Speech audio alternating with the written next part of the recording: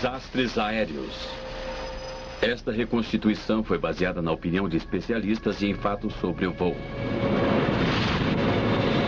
Noite de 24 de agosto de 2001. Um Airbus A330 com 306 passageiros a bordo e com sua capacidade total ficou sem combustível a meio caminho de seu destino sobre o Atlântico.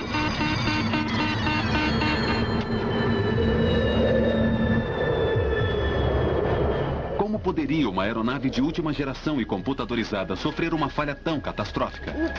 Mayday, Mayday, Mayday. Perdemos os 2 motores por falta de combustível. Estamos planando agora. Estamos a 30 mil pés, descendo à razão de 2.000 pés por minuto. Vamos pousar na água. Coloquem os coletes salva-vidas. O que está acontecendo? Senhor, por favor, calma. Este filme investiga o que aconteceu com o voo 236 da Air Transat. É isso, está acabado. Vamos morrer nos próximos 5 ou 10 minutos. Velocidade aumentando, 203 nós, rápido demais. Protejam suas cabeças agora. Ah, meu Deus! Air Transat.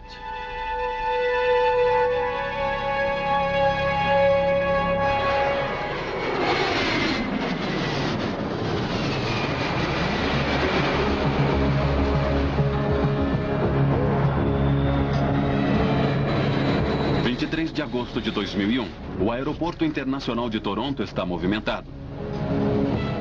A Air Transat é uma empresa aérea que cresceu rapidamente, tornando-se uma das maiores empresas aéreas no Canadá. Pleno verão traz menos viajantes a negócios e um clima de férias. O destino meia da Air Transat é Lisboa. A maioria dos passageiros são canadenses visitando a Europa ou imigrantes portugueses indo para casa. 19h34. O avião, um Airbus A330 com 2 motores, está sendo pilotado por um jovem copiloto, Dirk de Jager, e um experiente capitão, Robert Pichet. O capitão Robert Pichet é alguém um tanto fora do comum. O capitão Robert Pichet ganhou suas insígnias quando aprendeu a voar no norte, nas províncias de Quebec, onde as condições geralmente são muito severas.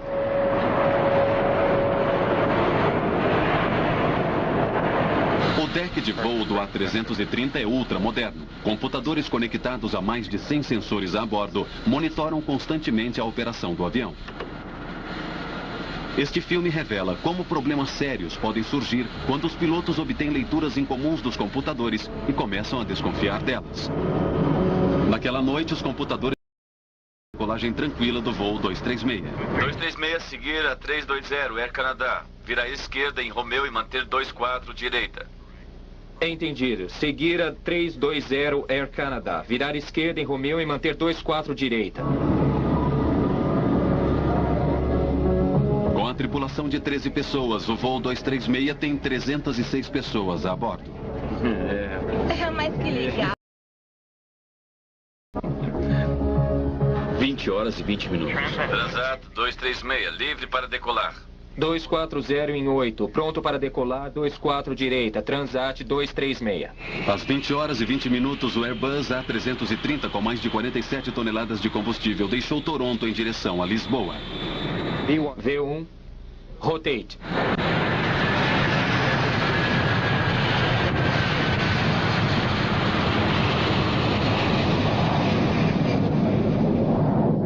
A previsão do tempo para a travessia do Atlântico é boa. Tudo corre tranquilamente no deck de voo, com exceção de um pequeno ajuste na rota. Para evitar congestionamento, o controle aéreo direciona o voo 96 quilômetros ao sul de sua rota original. É uma alteração mínima, mas terá um papel crucial mais tarde. Os passageiros se acomodam para a longa travessia.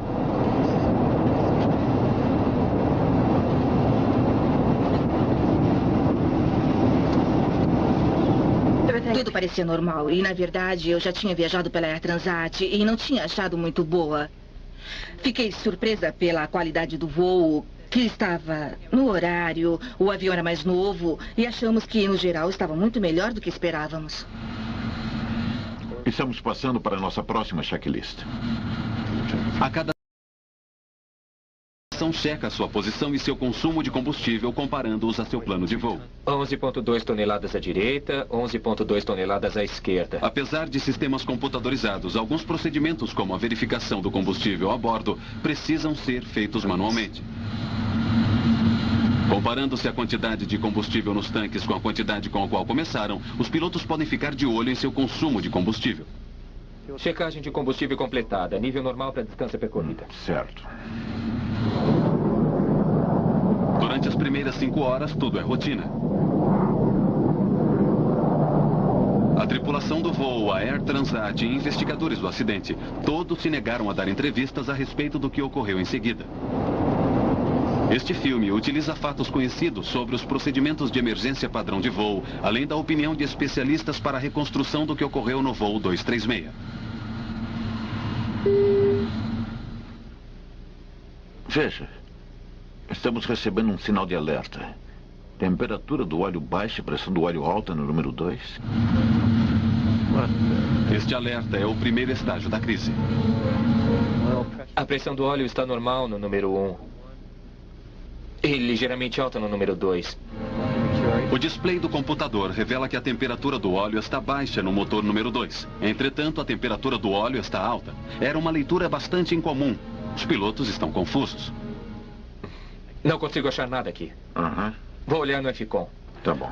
Uma indicação de baixa temperatura do óleo é normalmente indicação de leitura incorreta, sensores ruins. As temperaturas de óleo não caem. Normalmente elas aumentam. Uma temperatura baixa de óleo não seria motivo de preocupação. A alta pressão do óleo é uma indicação bastante estranha. Na verdade, eu nunca soube de uma.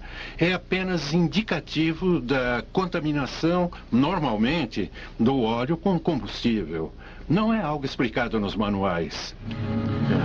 Chama a empresa. A tripulação entra em contato com o grupo de manutenção em Montreal. Transat 236 para manutenção Mirabel. Mirabel Transat 236, diga. Manutenção Transat Mirabel. Estamos recebendo o alerta baixa temperatura do óleo e pressão do óleo alta no ECAM para o motor número 2. Não achei nada no FCOM. Você pode nos ajudar? Vou verificar o manual. A tripulação em terra não tem uma solução imediata. Os pilotos precisam resolver o problema sozinhos. Eles podem ter dado algum conselho sobre como resolver o problema para ver se isso ajudaria. Mas, em última análise, os pilotos estão lá sozinhos. Eles podem até conseguir conselhos de alguém a quilômetros de distância, mas não podem resolver os problemas. Continuem monitorando seus níveis de combustível e vejam o que acontece. Mas uma vez que as leituras de óleo estão tão incomuns, os pilotos acreditam que isso possa indicar um erro do computador. A tripulação continua monitorando os níveis de óleo. O Air Transat 236 continua na rota.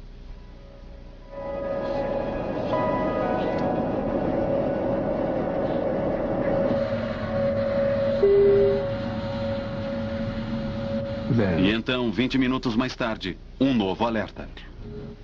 Alerta de Film Balance? Eu nunca vi isso. Siga as ações ECAM.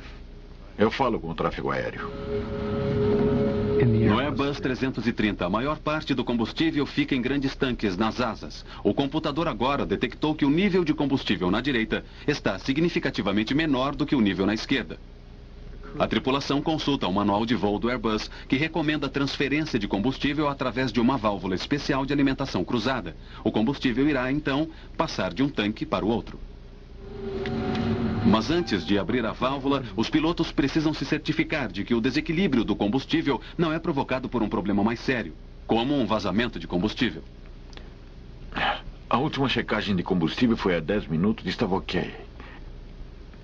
Nenhuma indicação de vazamento. Continue. Alimentação cruzada. Acionando. Acionada.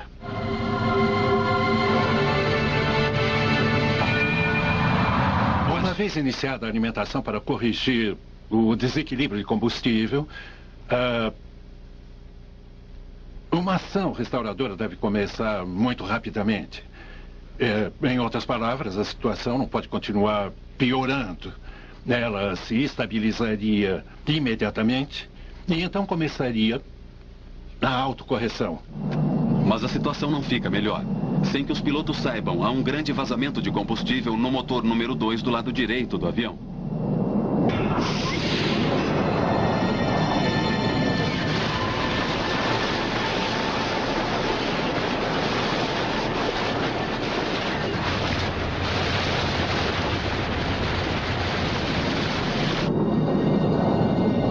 O voo 236 está a cerca de 300 quilômetros da Terra mais próxima, em meio ao Atlântico. 1.000 metros acima do Atlântico, a 300 quilômetros de distância, o voo 236 da Air Transat está em dificuldades. Sem o conhecimento dos pilotos, o motor direito está vazando. O sistema de computador do avião emitiu uma série de alertas, mas os pilotos acreditam que sejam erros do computador. Já tinha visto uma coisa dessas? Não. Nunca. Isso não faz sentido. Mesmo que haja um vazamento, não explica o alerta sobre o sistema de óleo. E estava tudo ok na última checagem a 30 Oeste. Aposto que é um problema do computador. A tarefa de descobrir se está havendo um vazamento fica mais difícil devido ao projeto dos sistemas do Airbus. Os sistemas monitoram centenas e centenas de sensores.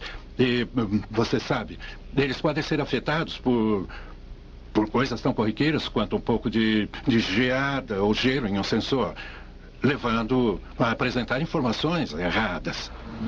Não há qualquer sinal de alerta para indicar que o nível de combustível está caindo mais depressa do que o consumo dos motores. Portanto, os pilotos não estão recebendo indicação de que haveria um vazamento de combustível. O combustível não está indo para os tanques da asa direita. E a quantidade de combustível? Está muito baixa, espere. Quando o copiloto completa os cálculos, ele descobre que há alguma coisa muito errada. É menos combustível do que deveríamos ter. Deve ser um vazamento. Cheque de novo. De Jager encontra uma diferença perturbadora. De acordo com os gauges, os tanques da direita estão bem abaixo do nível em que deveriam estar, conforme o plano de voo. E não há praticamente mais nada. E o trim tank? Não há nada nele também.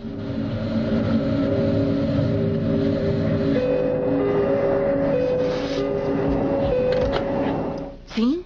Alô, aqui é o primeiro oficial. Pode vir à cabine, por favor? Certo. Embora o capitão Piché ainda acredite que esteja lidando com um problema do computador, ele, no entanto, decide pedir uma verificação visual apenas para confirmar se há um vazamento de combustível. Capitão?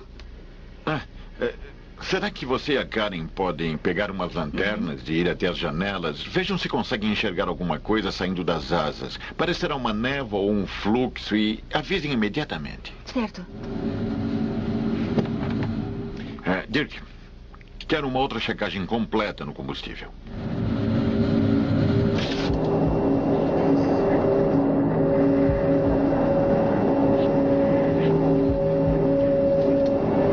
Com licença. À luz do dia, o combustível vazando da asa traseira teria sido claramente visível. Entretanto, à noite, mesmo com uma lanterna, o vazamento de combustível é impossível de ser visto.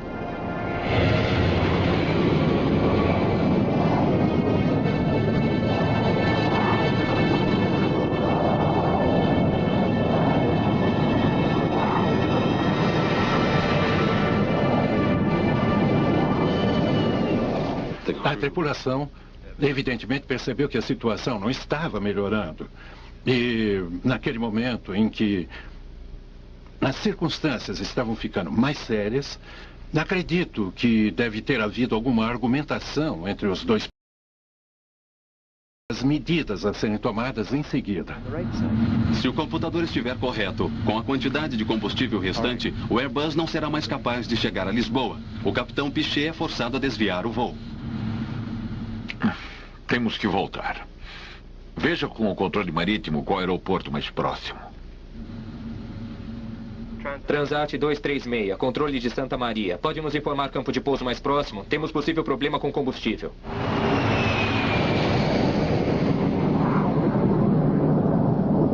A pista mais próxima está a mais de 300 quilômetros de distância. Mas com o combustível restante, deve ser possível chegar à base militar de Lajes, na minúscula ilha de Terceira, nos Açores. Controle de Santa Maria, Transat 236, prossiga nível de voo 230-390 direto. 350 milhas para threshold. Estão declarando emergência? Aguarde controle de Santa Maria. Ainda não. Deve ser o computador. Transat 236, controle de Santa Maria. Nenhuma assistência solicitada ainda. O voo 236 continua em direção ao sul nos próximos 25 minutos. Tudo na cabine parece normal. Mas na cabine do piloto, as níveis estão piorando. Deve ser o computador. Eu chequei. Não há nada no trem ou no tanque central. E os gauges mostram apenas lastro. De acordo com os marcadores, o avião está usando combustível muito mais rapidamente do que o normal. Acreditando ou não nos marcadores, o capitão não tem escolha. Ele precisa alertar o tráfego aéreo. Temos de declarar emergência de combustível. Transat 236, controle de Santa Maria. Controle de Santa Maria, Transat 236, prossiga. Transat 236 declarando emergência de combustível.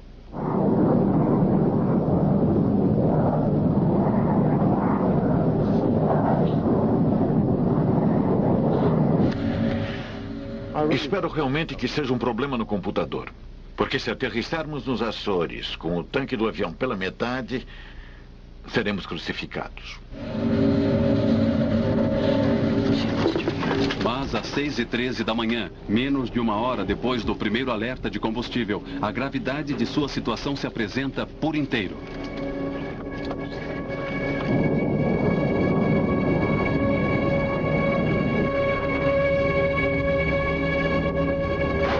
O motor do lado direito fica sem combustível e para de funcionar. Estamos perdendo o motor número 2. Eu não acredito. Vamos lá, impulso máximo no número 1. O que foi isso? O que está acontecendo? As luzes começaram a piscar, o que eu achei muito esquisito, estranho. Com um motor, o Airbus não voará a 13.000 metros. Eles precisam descer rapidamente. Tente transferir combustível do tanque central e do trim tank. Transferindo. Combustível chegando a 0. Não pode ser. Não vamos ficar completamente secos neste avião. Certo. Não podemos ficar a 13.000 metros com apenas um motor. Olhe, vamos descer até 11.000 metros para controlar nossa velocidade. 236 para a Torre de Lajes. Perdemos um motor. O motor se apagou. Entendido, Aeroporto de Lajes. 236. Podemos vê-los no radar principal. Estão a 135 milhas náuticas do campo de Lajes. Estamos a 135 milhas náuticas do campo de Lajes. Durante os próximos 10 minutos, o Airbus continua com seu motor restante. Os pilotos ainda acreditam que o computador esteja parcialmente errado e que eles possam conseguir chegar a Lajes com combustível. No fim, está tudo certo. O indicador de combustível está caindo rapidamente. Está quase no 0.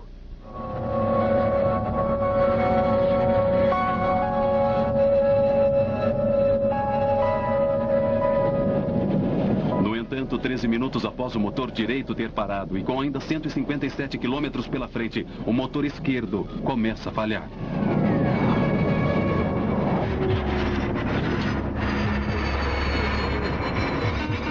Estamos perdendo o número 1. Mayday, Mayday, Mayday. Perdemos ambos os motores por falta de combustível. Estamos planando agora.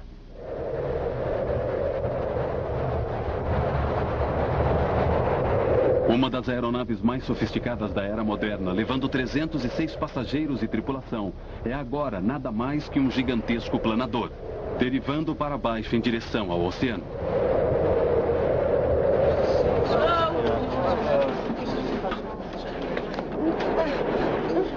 Querida, não adianta. Está desligado. Aeromoça! Calma. Tudo bem, querida. Tá tudo bem. O que está acontecendo? Relaxa, tá bom?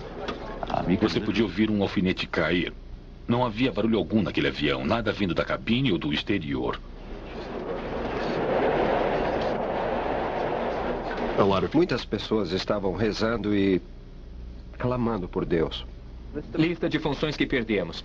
Não temos mais estabilizador e nem hidráulico azul e amarelo. Sem ADR 2 e 3. sem anti-skid, sem reversers, rudder trim... Com a perda dos dois motores, não temos sistemas elétricos. E se os motores não estão funcionando, os geradores não funcionam. E, portanto, não há energia na aeronave. Há um pequeno dispositivo, uma turbina R2. Ela é descida automaticamente abaixo da fuselagem, próximo da asa. É uma pequena hélice colocada no fundo da fuselagem que gira com o vento. E aquela pequena hélice irá fornecer sistemas elétricos e hidráulicos limitados para a aeronave funcionar. Ou seja, embora seja um planador, ao menos é um planador. Calcule até onde podemos ir usando o nosso ângulo de planagem. Estamos a 1000 metros, a taxa de descida de 660 metros por minuto. Acho que podemos aguentar por 14 ou 15 minutos. Eu não quero morrer na minha lua de mel. Calma, querida. Eu só tentava acalmá-la, dizendo que daria tudo certo. É muito difícil ficar calma quando você está achando que vai morrer. Sem força, o avião perde 330 metros de altura a cada 5 quilômetros que percorre. Eles podem chegar aos Açores, mas se os pilotos cometerem um erro, terão de enfrentar uma aterrissagem forçada na água. Teremos de descer na água.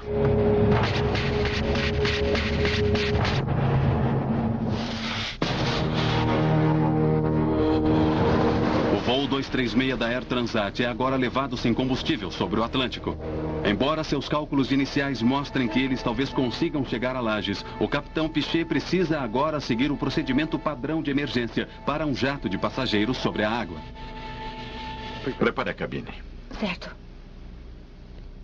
A cabine está despressurizando. Precisamos colocar nossas máscaras de oxigênio. A perda de força significa que a cabine logo se despressurizará.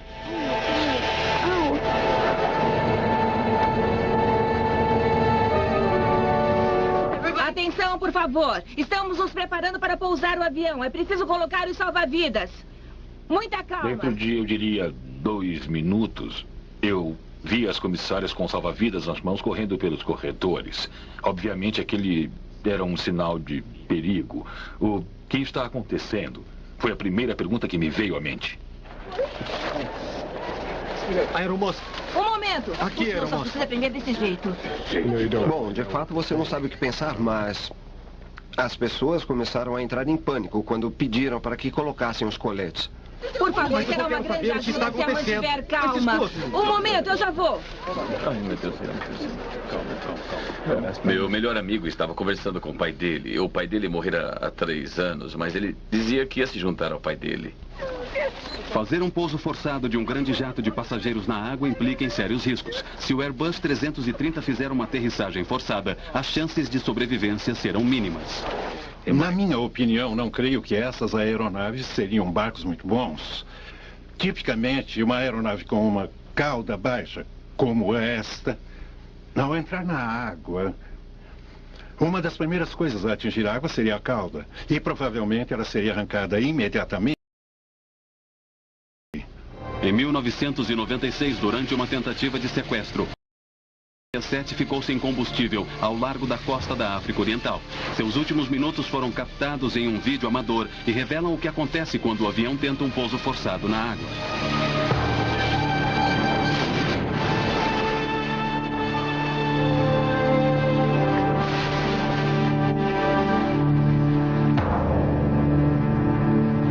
Pessoas a bordo do jato da Ethiopian Airways, somente 50 sobreviveram.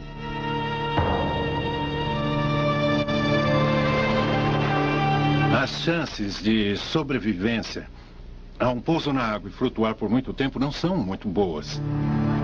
Se o voo 236 da Air Transat efetuar uma manobra semelhante, enfrentará um desfecho igualmente grave. 6h27. A mais de 100 quilômetros de alcançar os Açores, os pilotos enfrentam uma longa e difícil manobra. Eles precisam manter o avião planando por mais de 15 minutos para alcançar os Açores. Aeroporto de Lajes, Açores. Transat 236 para a Torre de Lajes. Torre de Lajes recebendo Transat 236. Você nos tem no radar? Transat 236. Temos você no radar principal. Confirmando, você está a 130 quilômetros. Transat 236, Torre de Lages. Estamos tentando chegar à pista. Por favor, descreva a direção e comprimento da pista. Torre de Lages, Transat 236. Pista está a 3310. 290 metros de comprimento. Aeroporto sem movimento. À frente de... Transat 236. Não conseguimos ver o aeroporto. Nós lhe diremos quando conseguirmos.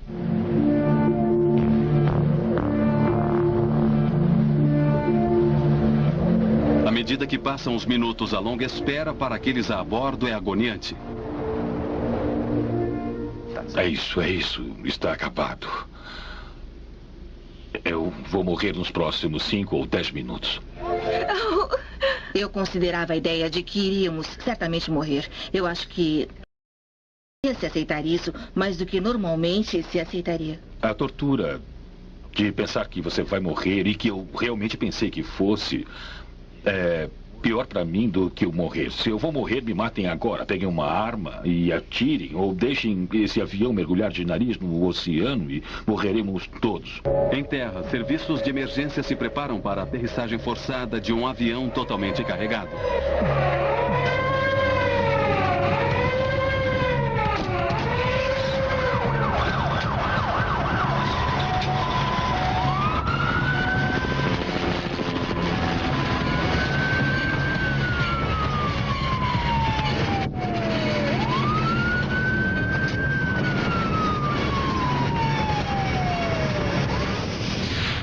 Com 20 quilômetros para chegar, a tripulação agora se prepara para a mais perigosa parte da operação. Colocar seu avião na pista inteiro.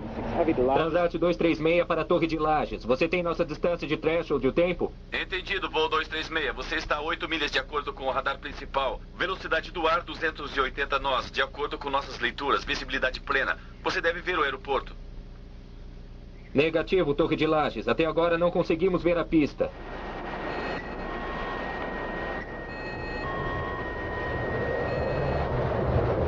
Não há espaço para erros. Sem potência, os pilotos possuem apenas uma chance de aterrissagem. Se eles a perderem ou ultrapassarem a pista, os resultados podem ser catastróficos.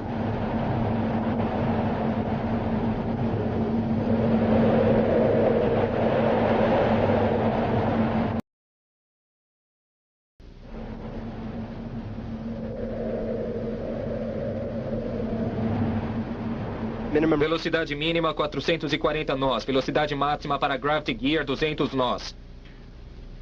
Até o último minuto não vamos baixar o trem de pouso. Certo. A tripulação luta para perder altura e velocidade para a aterrissagem. Roger. Entendido, Laje, 6 milhas náuticas. Vamos abrir os slats. Vai desacelerar um pouco. Slats em posição e travados. Ao se aproximarem da pista, sua velocidade aumenta perigosamente. Se forem rápido demais, eles podem sair da pista. O trem de pouso. Esperem. Velocidade indo para menos de 200. Tudo bem. Eu estabilizo a velocidade. Pode me dar a velocidade de pouso, por favor? Sem motores, sem flaps. Velocidade ideal de aproximação é de 170 nós. Está muito rápido. Sim. Mas a pista é bastante longa.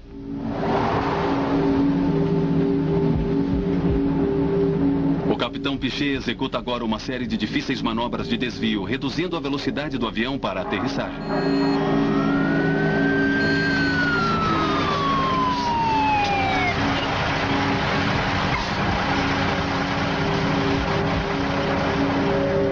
O avião estava num ângulo de quase 45 graus. Eu pensei que fôssemos virar e mergulhar direto de nariz. O avião estava circulando a ilha para diminuir a velocidade.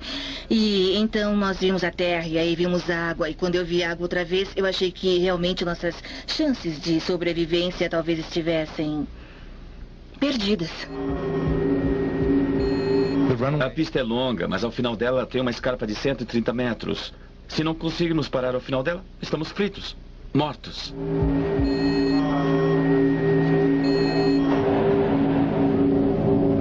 A tripulação alinha o Airbus gigante para a aproximação final. Trem de pouso abaixado e travado. 3 verde. Sem flaps. Apenas os freios de emergência. Sem spoilers. Sem reverse thrust. 1.300 metros. 195 nós.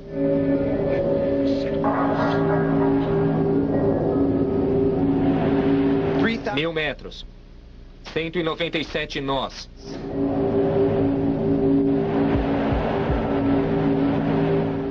670 metros. 200 nós. Alerte a cabine. Atenção, tripulação. Vamos aterrissar. Por favor, aperte o seu cinto. Vamos, aperte o seu cinto. Protejam as suas cabeças, por favor. Oh, meu Deus. Velocidade vertical de 100 mpm. Estamos indo rápido demais. E a velocidade está aumentando. 203 nós agora. Está rápido demais. 330 metros. 201 nós. Vou manter o nariz para cima. Vamos chegar rápido. Mas mesmo se a tripulação conseguir colocar o Airbus na pista, eles enfrentam ainda um problema. Sem os motores, os procedimentos normais de freagem estão limitados. O perigo está longe de ter acabado.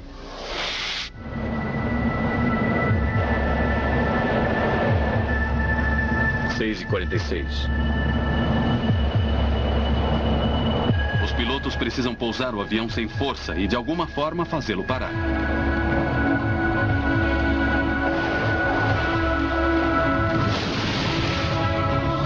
Atenção todos, protejam suas cabeças.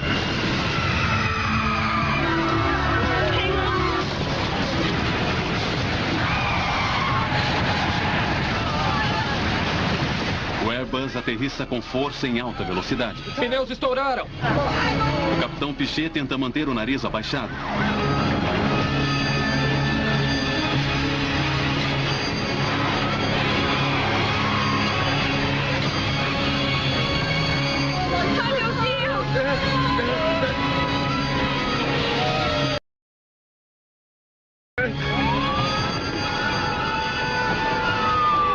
Depois de queimar 8 pneus, o avião finalmente para no meio da pista.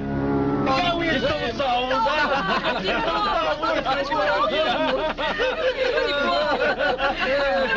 Que beleza! Atenção todos, vamos sair do avião agora! Vamos todos, vamos para fora do avião, por favor!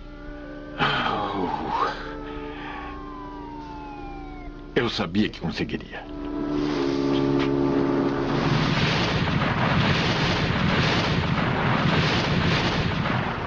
Eu só queria sair daquele avião rapidamente. Eu pulei e bati no chão com muita força. Eu acho que nem cheguei a tocar no escorregador.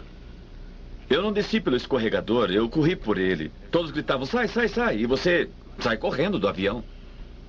O que, em nome de Deus, acabou de acontecer? Eu caí no chão e simplesmente comecei a chorar. E aí, já fora do avião, sendo retirado dali, você quer saber o que aconteceu? Piché e de Jager pilotaram seu Airbus em potência por mais tempo do que qualquer outro jato de passageiros na história. À medida que as notícias sobre o seu notável feito se espalharam mundo afora, eles se descobrem heróis. Você não está pensando em mais nada além de cuidar da segurança de seus passageiros, sabe? É seu principal objetivo e como não... O outro principal objetivo era fazer o pouso com segurança. Por isso, naquele momento, acho que a experiência contou e teve a ajuda de meu colega e foi por isso que fizemos um pouso bem sucedido. Você está treinando para o pior, mas nunca sabe como vai lidar com situações como essas. E mais tarde, refletindo, acho que lidamos da forma mais profissional e da melhor maneira possível. Foi um sentimento de gratidão ao ver que todos os passageiros estavam bem. Quando surgem essas situações, você nunca sabe o que vai acontecer. Quer dizer, você começa a não acreditar. Ou seja, não faz sentido que um grande jato com 2 motores fique sem potência com 300 pessoas a bordo. Entretanto, embora a história divulgada tenha sido de sucesso, perguntas perturbadoras persistiam. Como uma aeronave tão sofisticada ficou sem combustível? O que exatamente aconteceu com o voo 236? Investigação GPIAA. Longe das câmeras, uma investigação do acidente é iniciada imediatamente pelas autoridades de transporte portuguesas, canadenses e francesas. Verificações iniciais rapidamente confirmaram que todos os tanques de combustível do Airbus estavam de fato vazios. Mas para perder mais de 17 toneladas de combustível em um período de tempo tão curto, significava que eles haviam tido um vazamento maior. A pergunta era, onde? Engenheiros examinaram sistemas de combustível procurando por falhas nos tanques e nos canos de combustível. Não demorou muito e encontraram o que estavam procurando, bem atrás do motor direito. Nesse caso em particular, você tinha um tubo hidráulico relativamente pequeno em comparação com o tubo de combustível maior. E o tubo hidráulico, devido possivelmente a pulsações no sistema hidráulico, estava se desgastando contra o tubo maior. E, finalmente, o tubo maior teve um vazamento. E o vazamento, não o vazamento em si, mas o buraco, possivelmente, levou a uma fratura do tubo, deixando aquela quantidade enorme de combustível vazar do avião. Investigadores começaram a verificar os registros de manutenção da Air Transat. Eles deixando aquela quantidade enorme de combustível vazar do avião. Investigadores começaram a verificar os registros de manutenção da Air Transat. Eles descobriram que em 19 de agosto, 5 dias antes do voo, a Air Transat havia removido o motor direito para manutenção e instalado uma peça de reposição enviada pela Rolls-Royce. Mas, ao analisarem os registros de conserto para o motor, eles descobriram um terrível erro. Esse não era um caso de problema de design, mas de falha de manutenção. A Rolls-Royce havia fornecido o motor sem o conjunto de bomba hidráulica. Para resolver isso, os mecânicos da Transat usaram as peças de um antigo motor. Entretanto, ela não se encaixara adequadamente e os canos haviam se friccionado durante 5 dias. Até que no meio do caminho, sobre o Atlântico, um deles se rompeu. Os motores foram entregues sem esses 2 tubos e um suporte. O objetivo daquele suporte era manter o espaço livre. Portanto, se eles tiraram o suporte do motor antigo e o colocaram no motor novo, aqueles tubos iriam ficar presos juntos e poderiam provavelmente se desgastar. Ao interrogarem os mecânicos da Air Transat, os investigadores encontraram evidências ainda mais perturbadoras de negligência. O mecânico-chefe testemunhou ter se preocupado sobre a substituição de outro conjunto hidráulico. 5 dias antes do acidente, ele apresentou sua preocupação a seus superiores. A empresa decidiu que a aeronave precisava voltar ao serviço e não poderia esperar pela peça que faltava. Ele deveria prosseguir com a substituição.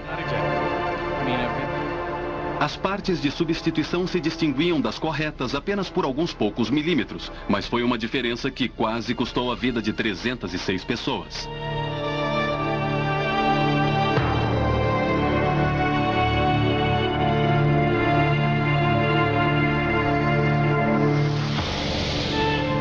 Poucos dias após o acidente, a Air Transat assumiu publicamente a responsabilidade pela falha de manutenção.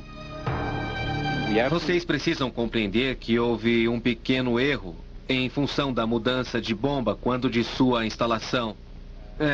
Mas quando alguns tubos foram necessários para a conexão à bomba, houve incompatibilidade. A consequência imediata para a Air Transat naquele acontecimento foi que eles tiveram que pagar uma multa de $250 milhão, a mais alta até então no Canadá, por um erro que poderia ter sido evitado. Como uma pessoa que deveria ser qualificada para o seu trabalho pôde colocar uma peça errada num motor, arriscando a vida de 300 pessoas? Eu não entendo. Esse incidente é um lembrete bastante forte de que a regulamentação e segurança são importantes e que suas vidas serão perdidas na falta dessas 2 coisas. E são vidas de verdade, não se trata de um número imaginário de 300 pessoas. São pessoas de verdade que sofrem como todos nós. E se não tivéssemos sido nós sofrendo, teriam sido nossas famílias. Esse não é o fim da história. Investigadores voltavam agora sua atenção para a cabine em si.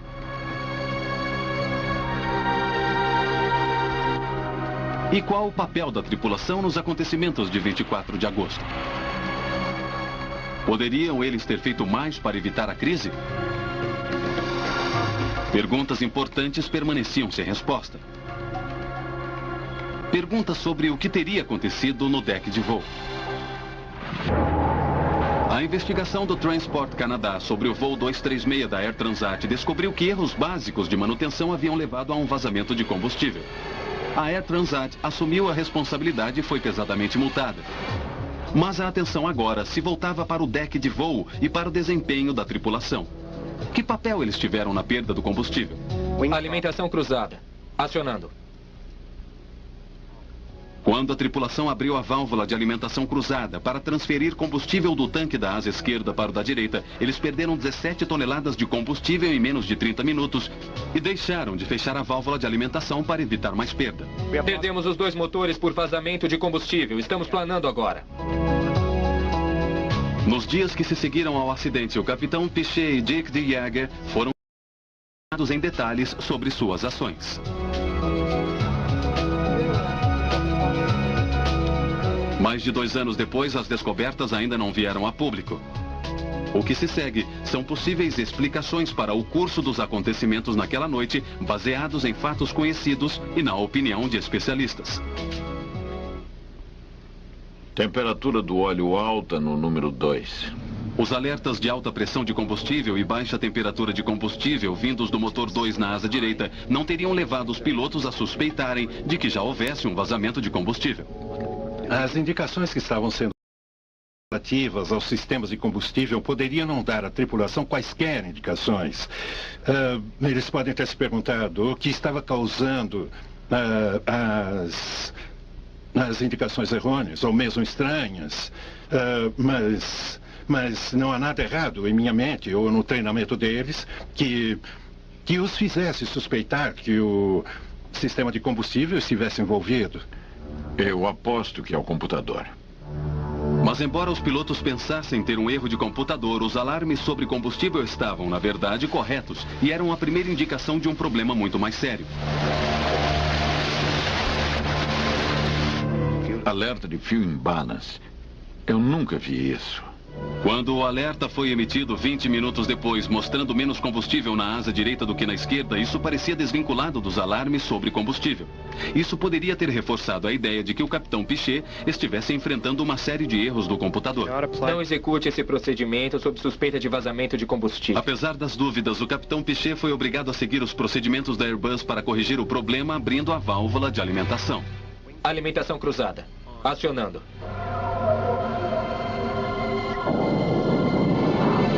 Mas seguir a checklist havia sido suficiente? Você não pode simplesmente apertar botões em resposta a comandos dos computadores e esperar que tudo fique bem no final. Ou seja, uma vez completada a checklist, podemos nos sentar e ficar tranquilos. Esse não é o caso. Você precisa continuar se perguntando se isso está correto. Fizemos a verificação correta? Temos os resultados corretos? Quando os pilotos calcularam a alta perda de combustível, eles deveriam ter suspeitado de um vazamento. Transat 236, declarando emergência de combustível. Ao confirmarem o vazamento, suas opções eram limitadas. Agora eles tinham uma escolha. Fecho a alimentação cruzada e vejo o que acontece, ou deixo aberta, como manda a checklist, para equilibrar o combustível e talvez então a situação se corrija por si mesma. A tripulação não estava, na verdade, certa disso. O capitão Piché acreditou durante um longo tempo que estivesse enfrentando um erro do computador. Foi só quando os motores pararam que ele aceitou que o vazamento de combustível era real. A complexidade tecnológica de aeronaves modernas pode ajudar a torná-las mais seguras e mais confiáveis, mas pode também levar a problemas que quase provocaram catástrofe ao voo 236 da Air Transat. Discrepâncias em peças de substituição levaram a vazamento de combustível. Desconfiança nos computadores levou a tripulação a uma leitura errônea da situação. A combinação desses erros levou a enormes implicações. Somente porque o controle de tráfego aéreo enviou o avião 100 km ao sul para evitar congestionamento que o voo 236 estava próximo dos Açores quando a crise estourou. Caso contrário, teria pousado no oceano. A investigação portuguesa continua não publicada. A Airbus culpa os pilotos por mau gerenciamento do vazamento de combustível. Robert Piché e Dirk de Jager continuam voando com a Air Transat. Em agosto de 2002, eles receberam uma das mais altas honrarias da Associação dos Pilotos de Empresas Aéreas pelo mais longo voo planado já realizado em uma aeronave de passageiros. Após o acidente, a Airbus modificou sua checklist no que diz respeito a alerta de combustível. De agora em diante, nas verificações do computador, todos os níveis de combustível a bordo são verificados em relação aos planos de voo. Ele agora emite um sinal claro no caso de estar sendo gasto mais combustível do que os motores conseguem consumir. A Rolls-Royce emitiu novamente um boletim de serviço alertando todos os seus clientes sobre a incompatibilidade de duas peças praticamente iguais.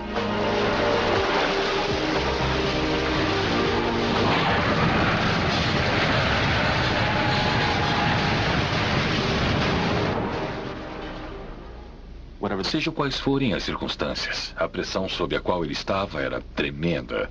Ele pousou aquele avião com segurança, estourou apenas 8 dos 12 pneus e salvou 300 pessoas. Ele salvou a vida de todos.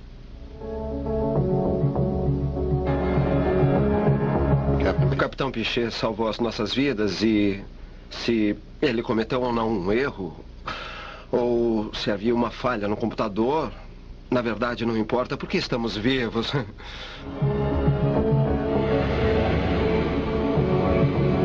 Se eu considero um herói? Não. Se eu acho um ótimo piloto? Sim.